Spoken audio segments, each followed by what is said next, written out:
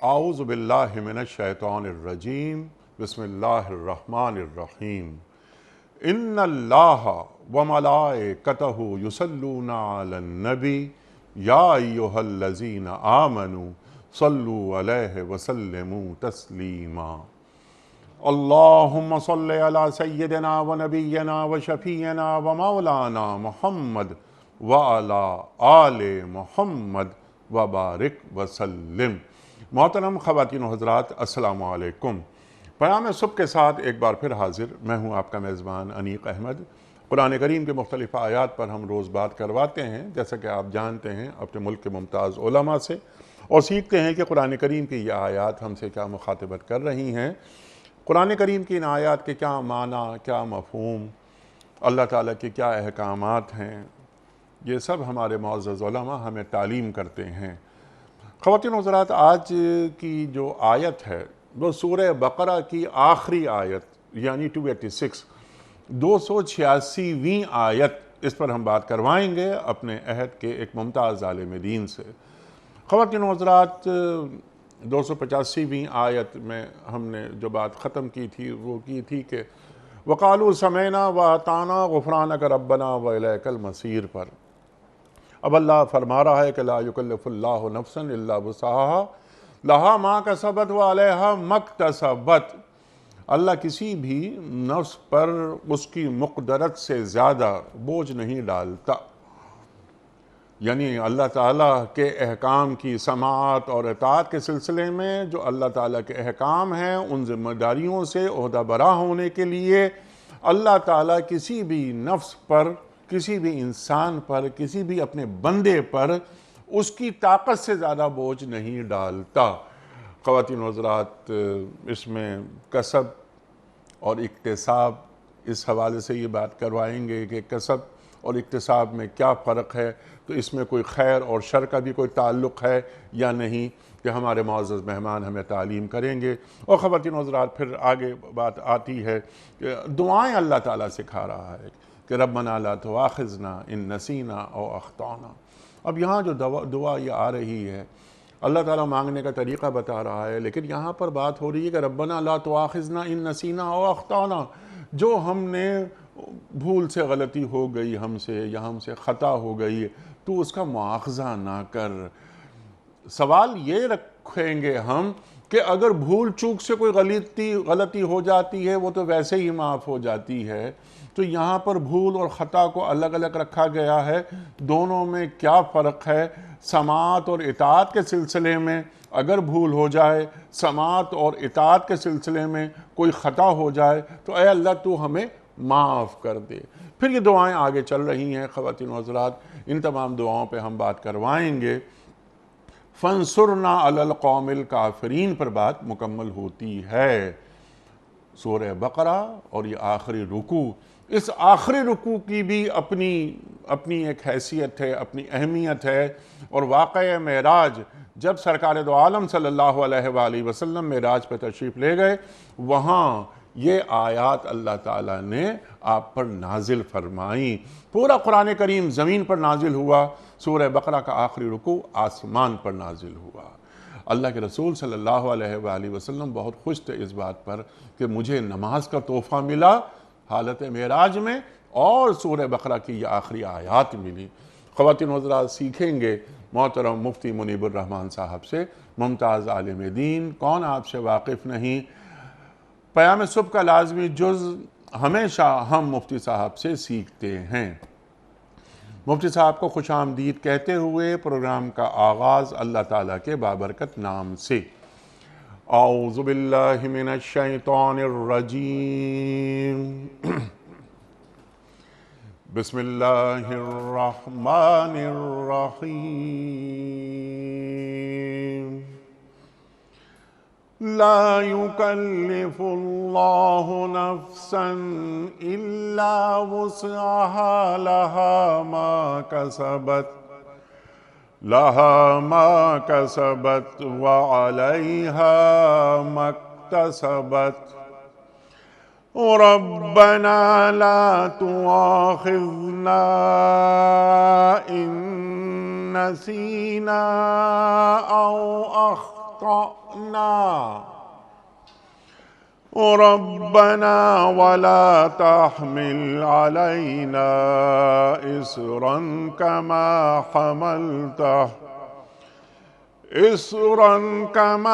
حملته على الذين من قبلنا ربنا ولا تحملنا ما لا طاقة لنا به واعف عنا واغفر لنا وارحمنا أنت مولانا فانصرنا على القوم الكافرين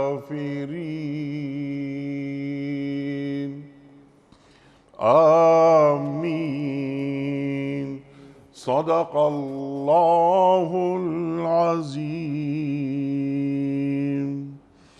اللہ کسی متنفس پر اس کی مقدرت سے بڑھ کر ذمہ داری کا بوجھ نہیں ڈالتا۔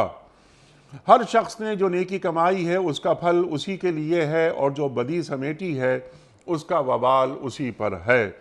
ایمان لانے والو، تم یوں دعا کیا کرو: اے ہمارے رب، ہم سے بھول چوک میں جو قصور ہو جائیں ان پر گرفت نہ کر۔ مالک، ہم پر وہ بوجھ نہ ڈال جو تو نے ہم سے پہلے لوگوں پر ڈالے تھے۔ پروردگار، جس بار کو اٹھانے کی طاقت ہم میں نہیں ہے وہ ہم پر نہ رکھ، ہمارے ساتھ نرمی کر، ہم سے درگزر فرما، ہم پر رحم کر، تو ہمارا مولا ہے، کافروں کے مقابلے میں ہماری مدد فرما۔ صدق اللہ العظیم۔ خواتین و حضرات، محترم مفتی منیب الرحمان صاحب کی خدمت میں اس سے پہلے کہ ہم رکھیں آج کے پروگرام کے حوالے سے پہلا سوال کوئز، کل کے پوچھے گئے سوال کا درست جواب اور آج کا سوال آپ کی خدمت میں۔ کل کا ہمارا سوال یہ تھا کہ سرکار دو عالم صلی اللہ علیہ وآلہ وسلم نے وعدہ خلافی کو کس چیز کی علامت قرار دیا ہے؟ درست جواب منافقت کی۔ آج کا سوال نوٹ فرما لیجئے۔ حضرت خالد بن ولید رضی اللہ تعالی عنہ کا تعلق کس قبیلے سے تھا؟ بنو امیہ، بنو زہرہ، بنو مخزوم؟ جو درست جواب آپ سمجھتے ہوں روانہ فرمائیے۔ ہمارے فون نمبرز ہیں 0092213452709۔ ہمارا دوسرا فون نمبر ہے 009221343000980۔ ہمارا ای میل ایڈریس ps@duniatv.tv، ہمارا SMS کا نمبر 3031 اور ہمارا واٹس ایپ کا نمبر ہے 009232182509194۔ حضرت ارشاد فرمائیے۔ سورہ بقرہ اختتام کو پہنچ رہی ہے، 286ویں آیت۔ لا یکلف اللہ نفسا الا وسعہا لہا ما کسبت وعلیہا ما اکتسبت۔ ارشاد۔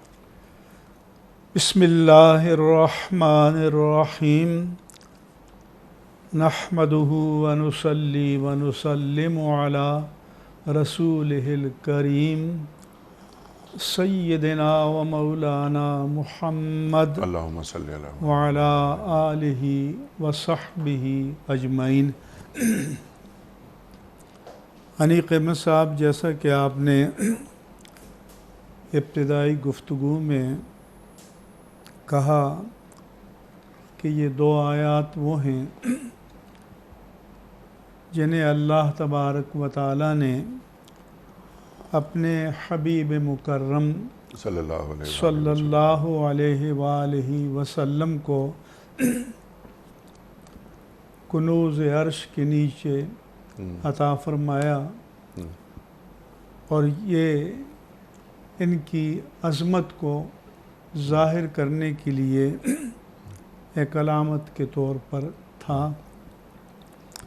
یہ جو آخری آیہ مبارکہ ہے، اس کو سمجھنے کے لیے اس سے پہلی آیت کے ساتھ معنوی طور پر مربوط رہنا ضروری ہے، کیونکہ اس آیت میں اللہ نے فرمایا وَإِن تُبْدُوا مَا فِي أَنفُسِكُمْ أَوْ تُخْفُوهُ युहासिबकुम बिहिल्लाह। अगर तुम अपने दिलों में कुछ छुपाओगे या ज़ाहिर करोगे, अल्लाह तबारक व तआला तुमसे हिसाब फरमा लेगा। पहली बात तो ये है कि ये इब्दाओ इख्फा यानी ज़ाहिर करना या छुपाना, ये अल्लाह ताला की ज़ात की निस्बत से नहीं है, क्योंकि ला यख्फ़ा अलैहि खाफिया, उस पर तो कोई भी चीज़ पोशीदा नहीं है, उसका इल्म हुजूरी है। यहाँ तक कि जो चीज़ें अभी वजूद में नहीं आई वो भी उसके इल्म हुजूरी में हैं। ये इब्दा और इख्फा, इजहार और इख्फा, ये बंदों की निस्बत से है। तो जब ये फरमाया गया कि तुम जो तुम्हारे दिलों में है उसे ज़ाहिर करोगे या छुपाओगे, अल्लाह तुमसे हिसाब ले लेगा, तो इससे सहाबा किराम को परेशानी लाहिक हुई कि हम अपने ज़ाहिर पर तो कंट्रोल कर सकते हैं, अपने आमाल पर, अफ़आल पर, अक़वाल पर तो कंट्रोल कर सकते हैं, लेकिन अपने दिलो दिमाग में जो तारी होने वाले ख़यालात हैं या वसवसे हैं, वारदात हैं, उन पर कंट्रोल करना हमारे बस में नहीं है। ठीक। तो सहाबा किराम मुतफक्किर हुए, परेशान हुए। तो हुजूर अकरम सल्लल्लाहु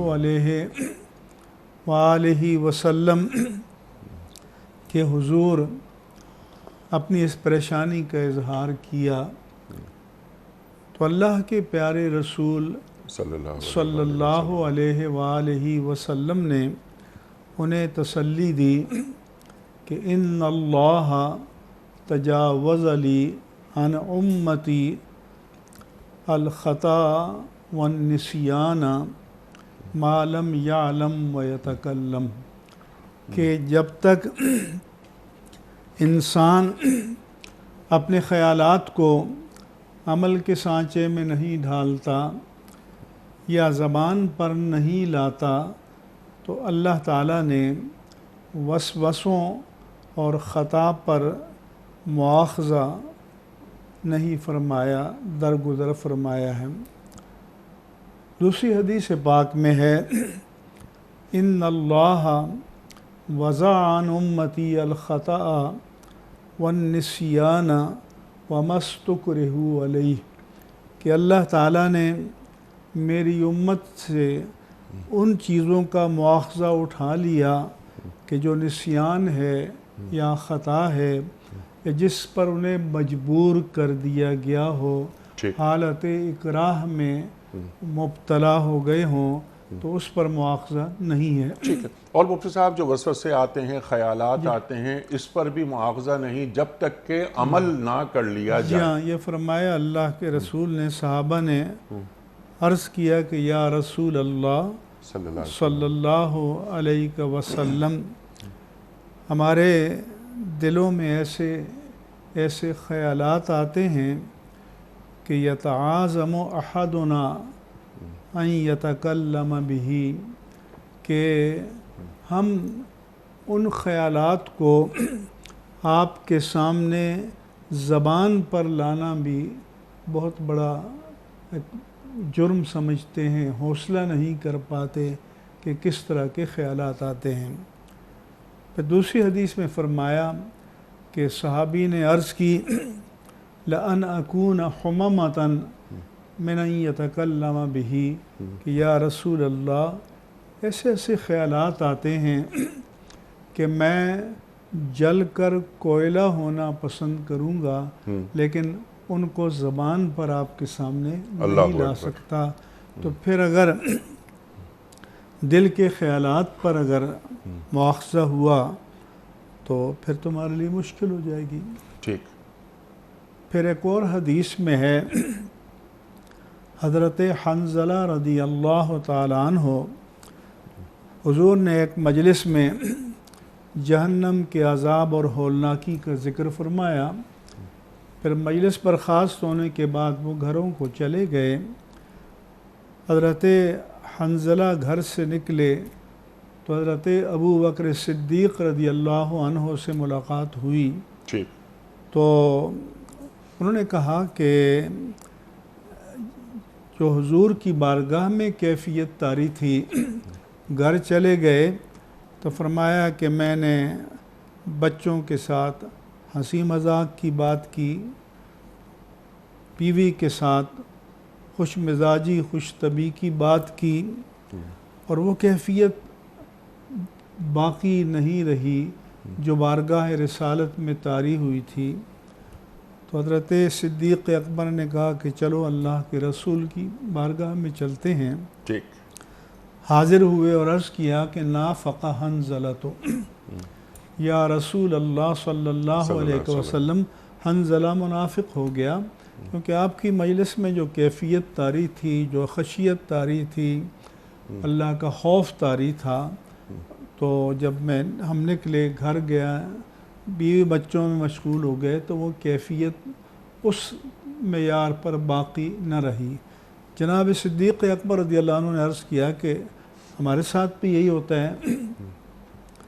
تو اللہ کے پیارے رسول صلی اللہ علیہ وآلہ وسلم نے فرمایا کہ حنظلہ ساعتاً و ساعتاً، ایسا ہوتا ہے کبھی وہ کیفیت حضوری ہوتی ہے، کبھی یہ کیفیت ہوتی ہے. اگر وہ کیفیت تم پر مستقل طاری رہے تو لصافحتکم الملائکۃ، اللہ اکبر، کہ پھر بستروں پر اور راستوں میں فرشتے تم سے مصافحہ کریں. سبحان اللہ. چنانچہ جب صحابی نے بتایا کہ جل کر کوئلہ ہونا پسند کروں گا لیکن اس افکار کو زبان پر نہیں لا سکتے، تو حضور نے فرمایا کہ وقد وجدتموہ، کیا واقعی ایسا ہوتا؟ انہوں نے عرض کیا کہ ہاں. تو پھر حضور نے 4 مرتبہ فرمایا کہ اللہ اکبر اللہ اکبر اللہ اکبر، الحمدللہ الذی، کہ اس اللہ کا شکر ہے کہ اس نے اس شیطانی خیالات کو وسوسے میں بدل دیا. ٹھیک. اور پھر فرمایا کہ ان پر مواخذہ نہیں ہے. پھر اس آیت میں مزید اس کی وضاحت ہوگی کہ لا یکلف اللہ نفسا الا وسعها، سبحان اللہ. کہ اللہ تبارک و تعالی کسی متنفس کو، کسی شخص کو اس کی وسعت سے بڑھ کر تکلیف نہیں دیتا. تکلیف شرعی کے معنی ہوتے ہیں کہ احکام الہی کے لیے اکاؤنٹیبل اور جواب دہ قرار دینا، کہ جس کی آگے چل کر مسئولیت ہوگی، آگے چل کر پوچھا جائے گا. تو اللہ نے فرمایا کہ اس کو قرآن کی اور حدیث کی اصطلاح میں تکلیف مالا یطاق کہتے ہیں، کہ جس کو اٹھانے کی طاقت نہ ہو، اللہ تعالیٰ وہ بوجھ نہیں ڈالتا، وہ اس تکلیف میں مبتلا نہیں کرتا، اس کا مواخذہ نہیں فرماتا. چنانچہ مفسرین کرام نے فرمایا کہ جو خیالات آتے ہیں وہ 5 ان کے درجے ہیں. ایک حاجس ہے، خیال آیا اور بس چلا گیا. ایک خاطر ہے کہ خیال آیا چلا گیا پھر آتا رہا. ایک حدیث نفس ہے کہ خیال آیا اور بندہ پھر اس کی بابت سوچنے بھی لگا کہ اس پر عمل کروں نہ کروں. پھر اس کے بعد فرمایا کہ ہم ہے کہ وہ خیال آیا، بندہ اس کے بارے میں سوچنے لگا، پھر پلاننگ کرنے لگا، منصوبہ بندی کرنے لگا کہ میں اس کے بارے میں کیا تدبیر کروں، کیسے کروں، کیا کروں. ٹھیک. تو حدیث میں فرمایا کہ یہ جو ابتدائی 4 درجے مفسرین، حاجس، خاطر، حدیث نفس اور ہم، اس پر اللہ مواخذہ نہیں فرماتا معلم یعزم، جب تک وہ پختہ عزم کر لے کہ اب مجھے اس نظریے پر یا اس خیال پر یا اس منصوبے پر عمل کرنا ہے۔ تو اگرچہ وہ عمل کے سانچے میں ابھی نہ ڈھلا ہو تو پھر اگر عزم کے درجے میں آ گیا ہے تو پھر اس پر مواخذہ ہوگا، لیکن کہ کسی چیز کے لیے عزم کرنا، پلاننگ کرنا، منصوبہ بندی کرنا، جیسے معاذ اللہ کوئی کسی کو قتل کرتا ہے، اسلحہ لیتا ہے، اس کے چلانے کا طریقہ سیکھتا ہے اور ریکھی کرتا ہے، وقت کا تعین کرتا ہے، تمام چیزوں کو سوچتا ہے کہ اپنا تحفظ کیسے کرے گا، تو یہ چیزیں جب یہ پلاننگ میں آ جائے تو پھر اس پر بھی مواخذہ ہے، اس پر بھی ہوگا۔ کیوں کہ اس میں بندے کے اختیار کا دخل ہے، ورنہ یہ ہے کہ آپ آیا خیال تو جھٹکتے ہیں، ختم، اس پر کوئی مواخذہ نہیں ہے، اس کو وسوسہ کہتے ہیں۔ اور اس لیے فرمایا کہ ان اللہ تجاوز لی عن امتی الخطا والنسیان، اور یہ بھی کہا کہ وساوس سے اللہ تعالیٰ نے درگزر فرمایا ہے، وسوسوں سے درگزر فرمایا۔ اور سورۃ الناس میں خود یہ دعا تعلیم فرمائی اللہ نے کہ من شر الوسواس الخناس الذی یوسوس فی صدور الناس من الجنۃ والناس، کہ اس شر سے میں پناہ مانگتا ہوں شیطان کے جو وسوسے ڈالتا ہے، آگے بڑھتا ہے، پیچھے ہٹتا ہے، چھپ چھپ کر حملے کرتا ہے، جو جنوں میں سے بھی ہے اور انسانوں میں سے بھی ہے۔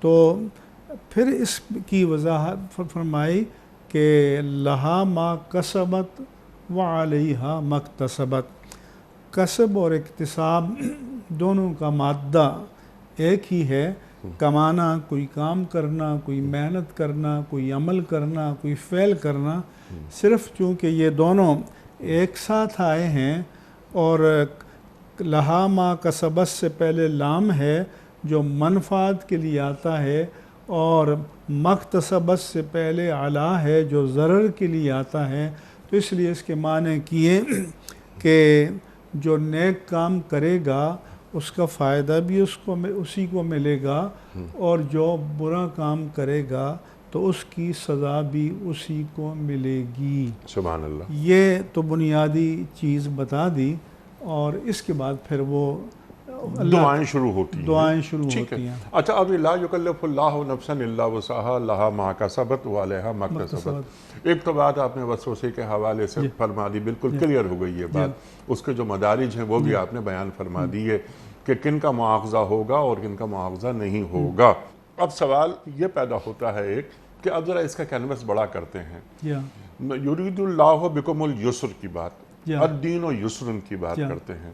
اللہ تعالیٰ تمہارے لیے آسانیاں ڈھونڈتا ہے، دین آسان ہے، اللہ کے رسول فرما رہے ہیں صلی اللہ علیہ وآلہ وسلم۔ تیسری بات، سرکار دو عالم صلی اللہ علیہ وآلہ وسلم جب بھی کسی سے سماعت اور اطاعت کا عہد لیتے تو تا بحد استطاعت کی شرط بھی لگوا لیتے، فَاتَّقُوا اللَّهَ مَا اسْتَطَعْتُمْ وَمَا تَوْفِيقِي إِلَّا اللہ اکبر، اللہ کا تقوی اختیار کرو اتنا جتنا تمہارے بس میں ہے، تمہارے بس میں ہے، تم میں استطاعت ہے۔ ذرا اس کو واضح کر دیجئے مفتی صاحب۔ جی ہاں، دین کے اصولوں میں ہے کہ یرید اللہ بکم اليسر ولا یرید بکم العسر، اللہ تمہارے لیے آسانی چاہتا ہے، دشواری نہیں چاہتا۔ یسروا ولا تعسروا، بشروا ولا تنفروا، سبحان اللہ، دین کو آسان کر کے پیش کرو، مشکل کر کے پیش نہ کرو، لوگوں کو بشارت دو، لوگوں کو دین سے دور نہ کرو۔ پھر فرمایا کہ ما جعل علیکم فی الدین من حرج، اللہ نے تم پر دین میں کوئی تنگی نہیں رکھی۔ اس لیے دین میں اللہ نے وسعت رکھی ہے کہ مثلا پانی میسر نہیں ہے تو تیمم کر لے. جی ہاں، رخصتیں پانی میسر ہے لیکن ایسی بیماری لاحق ہے کہ پانی کے استعمال کرنے سے مرض خطرناک حد تک بڑھ سکتا ہے تو تیمم کر لے. ٹھیک. سفر میں ہو تو نماز قصر پڑھ لو. سفر میں ہو تو یا بیمار ہو تو اس عذر مرض و سفر کی بنا پر عارضی طور پر رمضان کا روزہ چھوڑ سکتے ہو، جس کی بعد میں تمہیں قضا کرنی پڑے گی. تو دین کے احکام میں اللہ تعالیٰ نے آسانیوں کا پہلو رکھا ہے اور کسی بھی انسان کو تکلیف ما لا یطاق یا اس کی طاقت سے بڑھ کر مکلف یا جواب دہ نہیں بنایا اور اس کا مواخذہ نہیں فرمائے گا. اس کے بعد جیسے کہ دعائیں آ رہی ہیں تو ربنا لا تؤاخذنا ان نسینا او اخطأنا، 3 دعائیں ہیں اس میں یہ، اور اس کے بعد واعف عنا واغفر لنا وارحمنا وانصرنا، 4 دعائیں انت مولانا. یہ کل 7 دعائیں ہیں.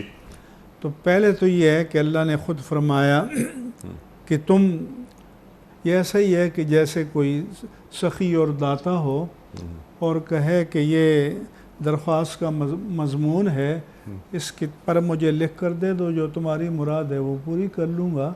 تو اللہ نے اس آیت میں بندوں کے ساتھ ایسا ہی سلوک فرمایا کہ یہ دعا مانگے کہ اے ہمارے پروردگار، اگر ہم سے بھول ہو جائے یا خطا ہو جائے تو ہمارا مواخذہ نہ فرمانا. بھول کا مواخذہ تو جیسا کہ چند احادیث پہلے ہم نے پیش کی ہیں، حضور نے وضاحت کے ساتھ فرمایا کہ اللہ نے نسیان سے کو معاف کر دیا ہے اور خطا کو بھی معاف کر دیا ہے. البتہ خطا اور نسیان میں تھوڑا سا فرق ہے. نسیان تو یہ ہے کہ جیسے اگر روزے کی حالت میں تھا اور یاد نہیں تھا اور بھول کر کھا لیا یا پی لیا، تو حدیث میں آیا کہ یہ ایسا کھانا ہے اور ایسا پینا ہے جو اللہ نے کھلایا اور اللہ نے پلایا. نہ صرف یہ کہ اس پر کوئی مواخذہ نہیں ہے، تمہارا روزہ نہیں ٹوٹے گا، بلکہ اس کو اللہ نے اپنے ایک انعام کے طور پر حضور نے بیان فرما دیا. اللہ کے نا خطا کا جہاں تک مسئلہ ہے کہ خطا پر اخروی مواخذہ تو نہیں ہے، لیکن بعض صورتوں میں دنیاوی احکام اس پر مرتب ہوتے ہیں. خطا اسے کہتے ہیں کہ بندے کا ارادہ نہ ہو معصیت کا، بندے کا ارادہ ہو نہ ہو نافرمانی کا، تو یا تو نیت میں خطا ہو جاتی ہے یا فعل میں خطا ہو جاتی ہے. مثلا اس نے یہ سمجھا روزے سے تھا رات شام کو کہ سورج غروب ہو گیا ہے اور اس نے کچھ کھا پی لیا. بعد میں پتہ چلا کہ ابھی سورج غروب نہیں ہوا تھا، تو یہاں نیت میں خطا نہیں ہے. نیت اس کی روزے کو توڑنے کی نہیں ہے، لیکن ناسمجھی میں غلطی ہو گئی، ناسمجھی میں خطا ہو گئی. تو اس پر اخروی مواخذہ تو نہیں ہے، لیکن اس روزے کی قضا ہے. تو اسی طرح سے قتل عمد اور قتل خطا کے مسائل ہیں، وہ تفصیلی چیزیں ہیں. تو بتانے کا مقصد یہ ہے کہ خطا پر بعض صورتوں میں احکام مرتب ہوتے ہیں، اس لیے کہ اللہ تو نیتوں کو جانتا ہے، اللہ کے رسول بھی احوال پر مطلع ہوتے تھے، لیکن کوئی عدالت یا حاکم جو ہے وہ کسی کے باطن پر مطلع نہیں ہوتا. تو اگر خطا پر مطلقاً چھوٹ دی جائے تو اس کا غلط استعمال بھی ہو سکتا تھا کہ کچھ بھی کر دے اور کہہ دے مجھ سے خطا ہو گیا. لیکن نسیان پر کوئی مواخذہ نہیں ہے، کوئی مواخذہ نہیں، کوئی بدل نہیں. کوئی ریکٹیفیکیشن نہیں ہے، کوئی ریمیڈی نہیں ہے، ٹھیک ہے، کوئی تلافی نہیں ہے سوائے نماز کے، کہ اگر نماز کے اندر بھول کر کوئی واجب رہ جائے تو اس کی نماز کے اندر تلافی کی صورت رکھی ہے، اس کو سہو سے تعبیر کیا ہے کہ وہ سجدہ سہو کر لے گا۔ ٹھیک ہے، تو باقی خطا کے بارے میں بعض صورتوں میں اس کی تلافی کی شریعت نے صورتیں رکھی ہیں کہ جن کا ہر بندہ مومن پابند ہوگا۔ سبحان اللہ، سبحان اللہ۔ ربنا لا تؤاخذنا ان نسینا او اخطانا، کانا ربنا ولا تحمل علینا اصرا کما حملته علی الذین من قبلنا۔ اللہ اکبر، ہم پر وہ بوجھ نہ ڈال جو اے اللہ ہم پر جو وہ ہم سے بوجھ، پہلے، احکام کا وہ بوجھ نہ ڈال جو تو نے اب پچھلی امتوں پر ڈالا۔ سبحان اللہ، جیسا کہ بعض مفسرین نے لکھا کہ بنی اسرائیل پر 50 نمازیں فرض تھیں، جیسا کہ لکھا ان کے بارے میں کہ چوتھائی مال زکوٰۃ میں دینا فرض تھا، اور یہ کہ اگر کپڑے پر کہیں ناپاکی لگ جاتی تو اس کو کاٹ کے پھینکنا پڑتا تھا۔ تو اس طرح کے احکام، پھر جو صدقے کا مال ہے ٹھیک، یا مال غنیمت ہے، اس کو قربانی ہے، اس کو استعمال کرنے کی اجازت نہیں تھی، اس کو لا کر میدان میں رکھ دیا جاتا، آسمان سے آگ آتی اور اسے جلا ڈالتی، اور یہ اس کی قبولیت کی دلیل تھی۔ ٹھیک، مگر اللہ تبارک و تعالیٰ نے ہمارے لیے 5 نمازیں کر دیں۔ اسی طرح سے اللہ تبارک و تعالیٰ نے 2.5% زکوٰۃ کا نصاب ہمارے لیے شرع زکوٰۃ مقرر فرما دی۔ اسی طرح سے اللہ تعالیٰ نے ہم خرما و ہم ثواب، فارسی کا محاورہ ہے کہ کھجوریں بھی دو اور ثواب بھی کماؤ یا کھاؤ، مطلب یہ ہے کہ صدقہ دو، ثواب بھی کماؤ اور اس سے بندے فائدہ بھی اٹھائیں۔ ٹھیک، قربانی اللہ کی راہ میں دو، ثواب بھی کماؤ اور اس کا گوشت بھی کھا سکتے ہو۔ اللہ کے پیارے رسول صلی اللہ علیہ وآلہ وسلم نے فرمایا کہ فضلت علی الانبیاء بست، کہ دیگر انبیاء پر مجھے اللہ تعالیٰ نے 6 چیزوں میں فضیلت عطا کی ہے۔ ایک تو اس میں آپ نے فرمایا کہ اوتیت جوامع الکلم، مجھے جوامع الکلم کا معجزہ عطا کیا گیا ہے۔ نصرت بالرعب مسیرۃ شہر، کہ اللہ تعالیٰ نے میرا رعب اور میرا دبدبہ طاری کر دیا ہے جو مخالف ہوتا تھا۔ پھر آپ نے فرمایا کہ جعلت لی الارض مسجدا و طہورا، کہ پچھلی امتیں ان کا جو معبد یا عبادت گاہ ہے، چاہے وہ صومعہ ہے، بیہ ہے، کنیسہ ہے، سینیگاگ ہے، چرچ ہے، ٹیمپل ہے، اس میں جا کر عبادت کرنی تھی، مگر فرمایا کہ میری امت پر جہاں کہیں نماز کا وقت آ جائے پوری زمین کو مسجد بنا دیا گیا، پاک قرار دے دیا گیا، بشرطے کہ کوئی محسوس نجاست وہاں پر نہ ہو، تو ننگی زمین پر نماز قبلہ رو ہو کر پڑھ سکتے ہیں۔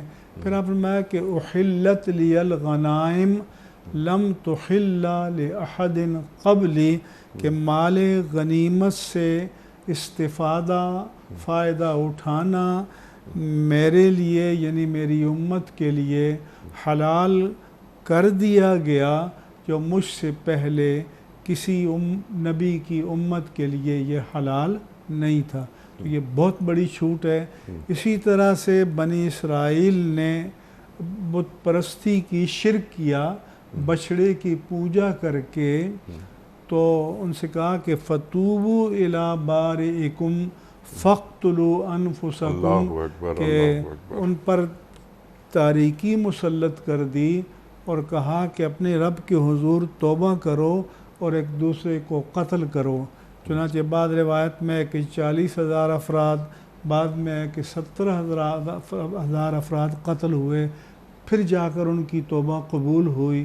اور اس امت کے لیے یہ آسانی کہ بندہ خلوت میں اپنے رب کے حضور اپنے گناہوں کا اعتراف کر لے، ان پر شرمسار ہو جائے، اور پھر اللہ سے ان کی معافی مانگے، اور پھر ان کی شریعت کے اندر جو تلافی ہے تلافی کرے، اور پھر اللہ سے عہد کرے کہ وہ دوبارہ اس گناہ کا ارتکاب نہیں کرے گا، تو اللہ تعالیٰ توبہ قبول فرما دیتا ہے۔ اتنا آسان فرما دیتا ہے۔ سبحان اللہ، سبحان اللہ۔ تو یہ اللہ تعالیٰ کی رحمت، محبتیں، اس عنایتیں امت پر اللہ کے حبیب کے صدقے میں اتنی بے پایاں رحمتیں ہیں کہ جن کا ہم تصور بھی نہیں کرتے تھے۔ کہ فرمایا کہ انما التوبۃ علی اللہ للذین یعملون السوء بجہالہ ثم یتوبون عن قریب، کہ اللہ تعالیٰ نے ان بندوں کی توبہ قبول کرنا اپنے ذمہ کرم پر لے رکھا ہے جو نادانی میں گناہ کر بیٹھتے ہیں، اور پھر جیسے ہی انہیں ہوش آتا ہے، احساس ہوتا ہے، تو بلا تاخیر توبہ کر لیتے ہیں۔ تو اللہ کے حضور توبہ کر لیں، اللہ توبہ قبول فرما لیتا ہے۔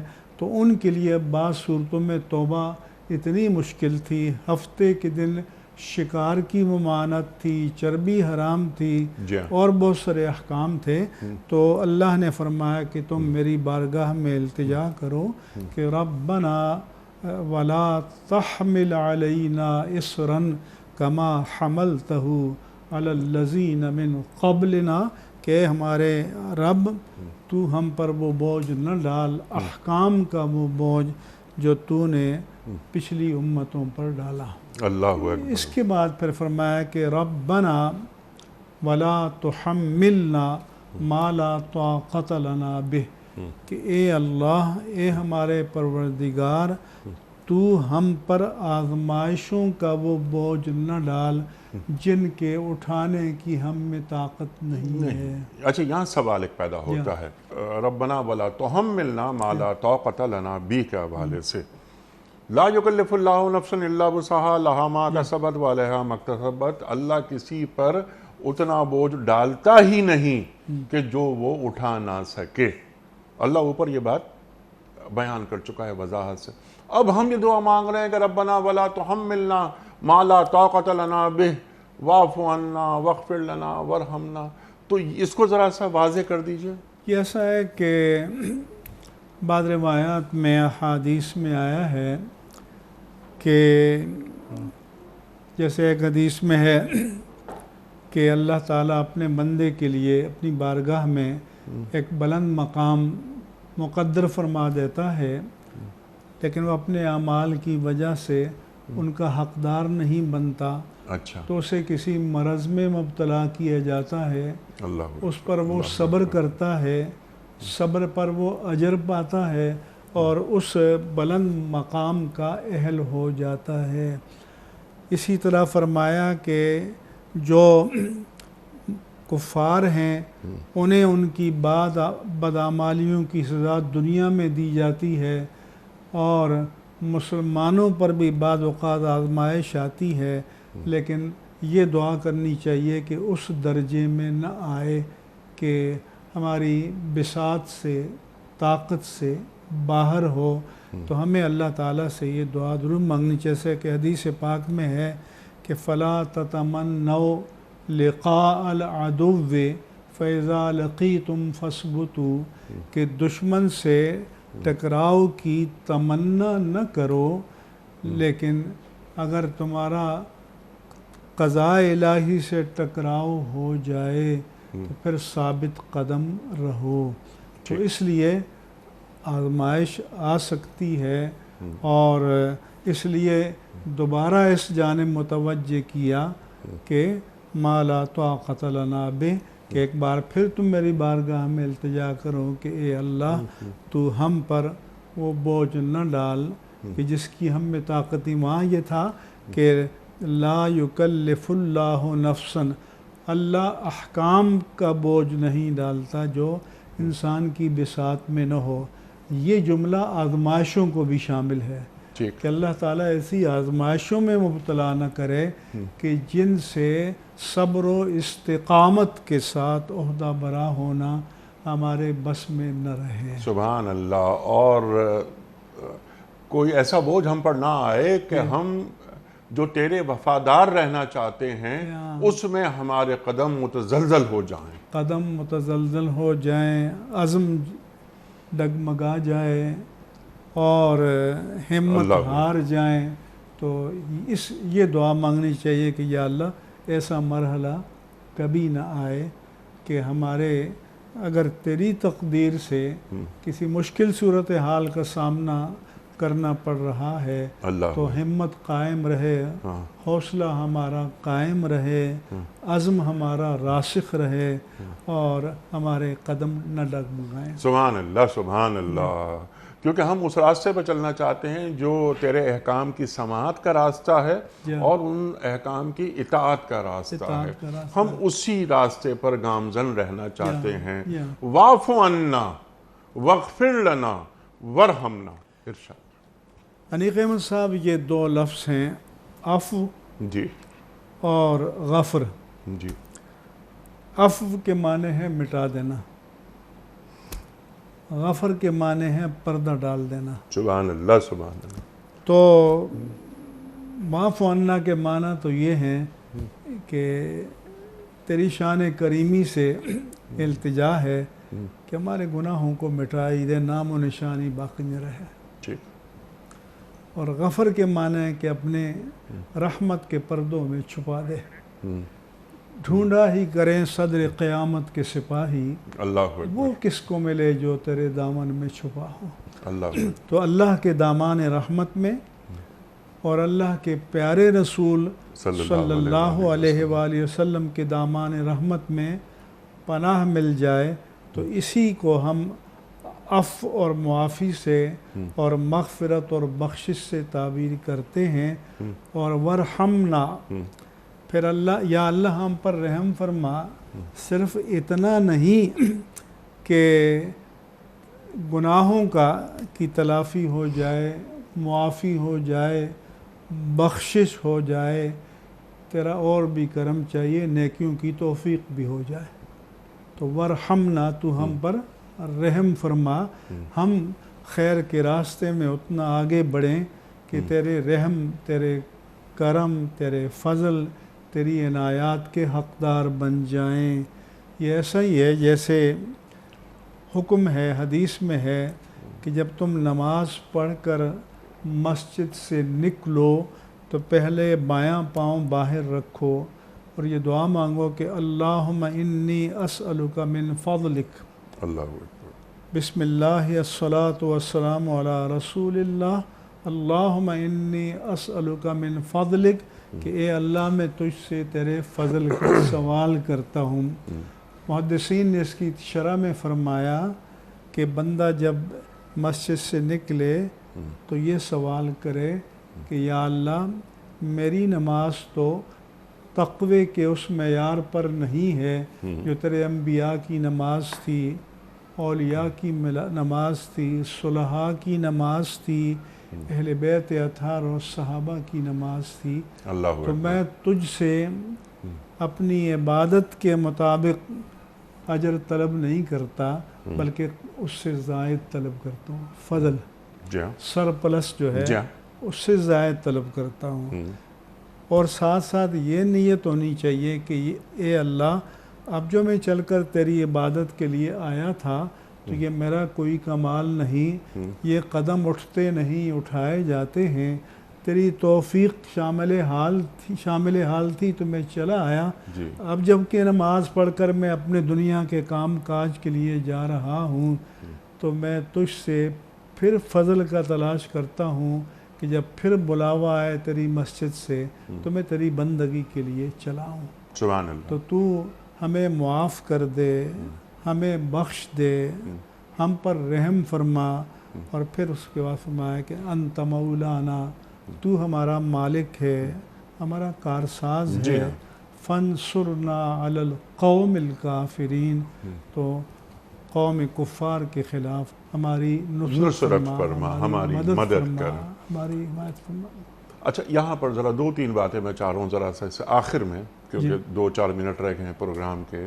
اس میں واف و عنا کی بات آپ نے فرما دی کہ یہ چشم پوشی کر ہمارے گناہوں کو معاف کر دے، اور وغفر لنا، ڈھانپ دے ہمارے گناہوں کو، چھپا لے نا، چھپ گئے سے، ورحمنا، یعنی کہ آخرت میں جب ہم پہنچیں تیرے پاس تو وہاں بھی تو رحم کی نگاہ ہم پر ڈال۔ دنیا میں تو اور یہ اللہ کی صفت بھی ہے غفار، جی بہت زیادہ بخشنے والا، جی، اور ستار، بہت زیادہ پردہ پوشی کرنے والا۔ سبحان اللہ۔ تو اس کے معنی یہ ہیں کہ صرف مجرد معافی نہیں، جی، ایک معافی یہ بھی ہوتی ہے کہ پبلک میں جرائم بیان کر دیے جائیں اور پھر کہے کہ معاف کر دیا، نہیں، کہ پبلک کے اندر اور قیامت کے مجمع میں ہمارے عیوب آشکار نہ ہوں، ان پر پردہ پوشی، اللہ اکبر، اور ورحمنا، ہم پر رحم کا معاملہ ہمارے ساتھ رکھ، انت مولانا، تیرے سوا ہے کون ہمارا، تو ہمارا مولا ہے، اللہ تو ہمارا کارساز ہے، فانصرنا علی القوم الکافرین، کفار کے معاملے میں، دشمنان دین کے معاملے میں مدد کر، نصرت کر۔ اب یہ یہاں پر جو کافرین کا لفظ آیا ہے، یہ ذرا اس کی واضح، یعنی اس کو ذرا وضاحت کر دیجئے، یعنی نافرمانوں کے تعلق سے بات آ رہی ہے یا ان لوگوں کے تعلق سے بات آ رہی ہے جو اللہ تعالیٰ کے احکام جو آئے اس میں وقالو سمینا و اطانا، جو سماعت میں اور اطاعت میں جو کجروی اختیار کرتے ہیں؟ قیمت صاحب، کفر کے معنی بھی چھپانے کے ہیں، ٹھیک، اور کافر کو کافر اس لیے کہتے ہیں کہ وہ حق کو چھپاتا ہے، ٹھیک ہے، اور تسلیم نہیں کرتا۔ ٹھیک، قرآن مجید میں ہے، جیسے سورہ مزمل میں ہے کہ یعجب الکفار لیغیظ بہم الکفار، فرمایا کہ میری امتیوں کی مثال انجیل میں یہ ہے کزرن اخرج شطأہ، جیسے بیج بویا، اس کی کونپل نکلی، ٹھیک ہے، فاستغلظ، وہ دبیس ہو گئی، پھر فاستویٰ علی سوقہ، پھر وہ ایک تناور درخت کی شکل میں کھڑا ہو گیا، وہ بیج کا دانہ ترقی کرتے کرتے نشو، اب کوئی آندھی آئے، طوفان آئے، وہ اس کو اپنی جگہ سے ہلا نہیں سکتے۔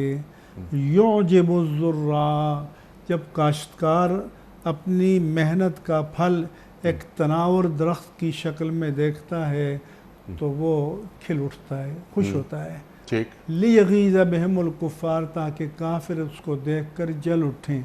یہ تاکہ یہ بتایا کہ یہاں پر بیج سے مراد ایمان کا بیج ہے، کھیتی سے مراد صحابہ کے قلوب ہیں، دل ہیں۔